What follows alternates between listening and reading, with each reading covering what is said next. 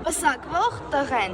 Մի ջահել տղա է լինում, նա սիրելիս է լինում մի սիրուն աղջկա։ Թարսի պես այդ աղջկա մորը ոչ ոք չի սիրում, չի հարգում։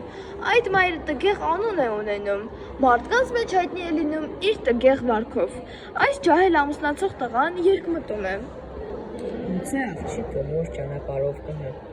դա տնականություն կլինի։ Շատ մտածելուց հետո ասում է.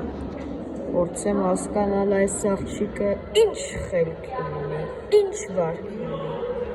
Աղջիկը վերցնում է կուժը եւ գնում ջուր բերելու։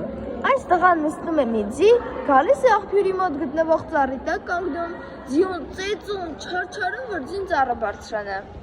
Աղջիկը սա որ տեսնում է, շատ է զարմանում։ Այս ինչ ես անում։ Ասում է. Ինչի ես ծեծում, տանջում այս անմեղ ձիուն։ Ուզում եմ, ասում է տղան։ որ ձին այս ծառը բարձրանա։ Այ ձիու մայրը։ Ասում է տղան։ Երբևէ ծառ բարձրացած կա։ Իհարկե,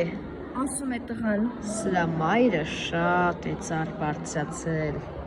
Դե որ այդպես է, Ասում է աղջիկը։ ծեծի ջարդի այդ ձիու մայրը, որ բարձրացել է, ինքն էլ կբարձրանա։ Սա մայրիկից ավելի վեր ճյուղերին կհասնի։ Ծիլը պտուղից է լինում, պտուղը ծառից հեռու չի ընկնում։ Տղան հասկանում է, որ այս աղջիկը ամուսնանալուց հետո իր մայրիկի պետք է նմանվի։ Թողնում է այդ աղջկան, գնում է մի ուրիշ աղջկա հետ է ամուսնանում, ում հայրը եւ մայրը անուն ու պատիվ ունեն մարդկանց մեջ։ Այս ամուսնացող տղան ծեծում է ձիուն, որ ծառը բարձրացնի։ Իմացին, որ այս խեղճ տղան սիրում է իր հարսնացուին, բայց նրանց նշանրեքին շատ լեզու են խառնվել։ Աղջիկն անբիծ է։